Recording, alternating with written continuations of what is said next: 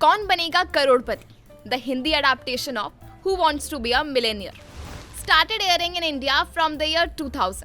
2007 तक ये show Star Plus पे टेलीकास्ट किया जाता था, लेकिन 2010 से ये शो सोनी एंटरटेनमेंट टेलीविजन पे टेलीकास्ट होने लगा। ये तो हम सब जानते हैं कि इस शो को अमिताभ बच्चन एंकर करते हैं और अब इस शो का 15th सीजन टेलीकास्ट किया जा रहा है। अगर हम इस शो के फॉर्मेट को देखें तो इन 15 सीजन्स में इस शो के फॉर्मेट में कुछ भी नहीं बदला, सिवाय लाइफ लाइन्स और प्राइज मनी के।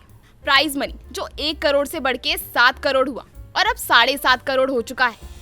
और कुछ लाइफ लाइन्स हैं जो जरूर बदलती रहती हैं, लेकिन इस शो का बेसिक फॉर्मेट तो वही रहता है। मिस्टर बच्चन भी अब इस शो में कुछ नया नहीं करते, वही ओपनिंग, वही क्लोजिंग और हर साल उनके जन्मदिन पर बच्चन परिवार का शो पे आना। अब तो ये सब रिपीट टेलीकास्ट जैसा लगने लगा है।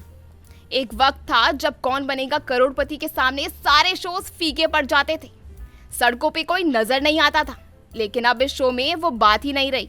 कौन बनेगा करोड़पति को अब या तो कंटेस्टेंट्स के परिवारजन और उनके जानने वाले देखते हैं, या फिर वो जो सोनी लिव ऐप पे शो को लाइव देखते हैं। हर गुजरते साल के साथ इस शो की व्यूअरशिप कम होती जा रही है। हम ये सब इतने दावे से इसलिए कह रहे हैं क्योंकि कौन बनेगा करोड़पति अब पॉपुलैरिटी चार्ट में टॉप 20 शोज में भी नजर नहीं आता। इसकी टीआरपी बहुत से भी ज्यादा कम हो चुकी है और हमें तो लग रहा है कि ये शो अब अपने आखिरी पड़ाव पे है। इस साल सीजन 15 की टीआरपी 0.8 से ज्यादा हो ही नहीं सकती और ये कहना गलत नहीं होगा कि Kaun Banega Crorepati season 15 is a total wash out. Over the years इस शो का क्रेज अब खत्म सा हो चुका है।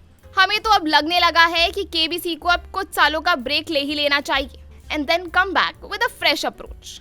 अब ये तो थी हमारी राय इस शो के बारे में। अब बारी है आपकी राय की, जो आप हमें हमारे कमेंट सेक्शन में जरूर लिख के भेजें।